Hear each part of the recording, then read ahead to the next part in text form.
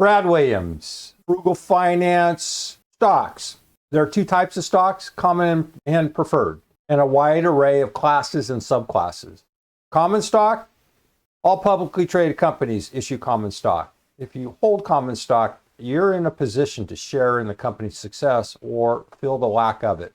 The share price rises and falls all the time, sometimes by just a few cents and sometimes by several dollars, reflecting investor demand and the state of the markets. The issuing company may pay dividends, but it doesn't have to. If it does, the amount of the dividend isn't guaranteed and the company can cut the amount of the dividend or eliminate it altogether. Preferred stock? Some companies also issue preferred stock, which usually guarantees a fixed dividend payment similar to the coupon on a bond. This might make preferred stocks attractive to people looking for income. Dividends on preferred stocks are paid out before dividends on common stock. The price of preferred stock, however, doesn't move as much as common stock prices. This means that while preferred stock doesn't lose much value even during a downturn in the stock market, it doesn't increase much either, even if the price of the common stock soars. An important additional difference between common stock and preferred stock has to do with what happens if the company fails. In that event, there is a priority list for companies' financial obligations, and obligations to preferred stockholders must be met before those to common stockholders. On the other hand, preferred stockholders are lower on the list than bondholders. Classes of stock? Certain companies may have different classes of shares, typically designated by letters of the alphabet, often A and B. A company might offer separate classes of stock for one of its divisions that was a well-known company before an acquisition. Or a company might issue different share classes that trade at different prices, have different voting rights, or different dividend policies. For many companies that have dual share classes, one share class might trade publicly while the other does not. Non-traded shares are generally reserved for company founders or current management. There are often restrictions on selling these shares, and they tend to have what's known as super voting power. This makes it possible for a group of shareholders to own less than half of the total shares of a company, but control the outcome of issues put to a shareholder vote, such as a decision to sell the company. How stocks are grouped or described? Industry experts often group stocks into categories, sometimes called subclasses. Each subclass has its own characteristics and is subject to specific external pressures that affect the performance of the stock within that subclass at any given time. Here are common stock subclasses. Market capitalization. You'll frequently hear companies referred to as a large cap, mid cap, or small cap. These descriptors refer to market capitalization, also known as market cap and sometimes shortened to just capitalization. Market cap is one measure of a company's size. More specifically, it's the dollar value of the company calculated by multiplying the number of outstanding shares by the current market price.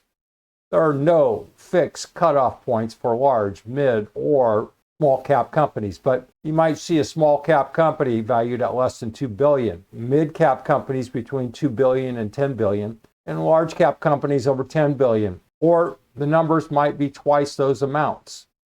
Might also hear about micro-cap companies, which are even smaller than the other small-cap companies. Industry and sector. Companies are subdivided by industry or sector.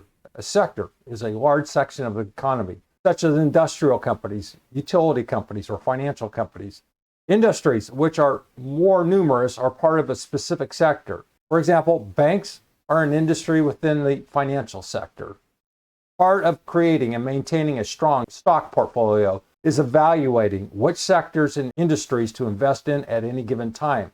Having made that decision, you should always evaluate individual companies within a sector or industry you've identified to focus on the ones that seem to be the best investment choices to help you achieve your goals. Defensive and cyclical stocks can also be subdivided into defensive and cyclical stocks depending on the way their profits and their stock prices tend to respond to the relative strength or weakness of the economy as a whole. Defensive stocks are industries that offer products and services that people need regardless of how well the overall economy is doing. For example, most people, even in hard times, will continue filling their medical prescriptions, using electricity, and buying groceries. The continuing demand for these necessities can keep certain industries strong even during weak economic cycles. In contrast, some industries, such as travel and luxury goods, are very sensitive to economic ups and downs.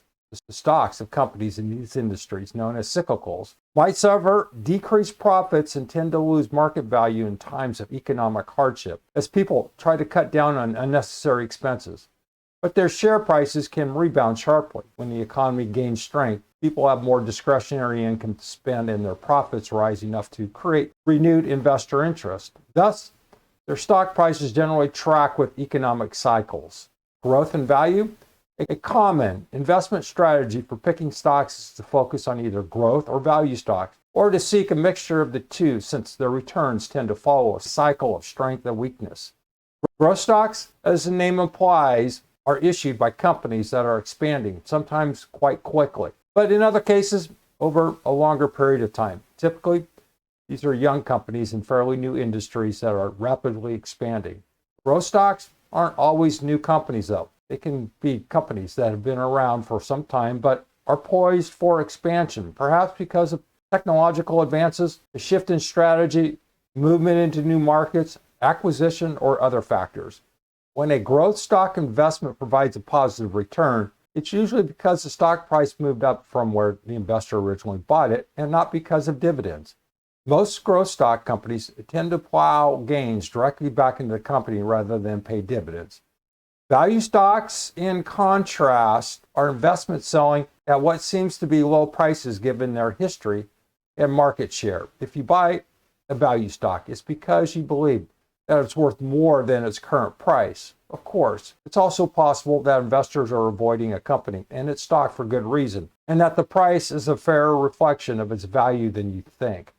If you deliberately buy stocks that are out of fashion and sell stocks that other investors are buying, in other words, you invest against the prevailing opinion, you're considered a contrarian investor. The contrarian investing requires considerable experience and a strong tolerance of risk, since it may involve buying stocks of companies that are in trouble and selling stocks of companies that other investors are favoring. Being a contrarian also takes patience, since the turnaround you expect may take a long time. If you have any questions relating to the types of stocks, comments. Brad Williams, Frugal Finance. Thanks for watching. Hope that helps. See you soon.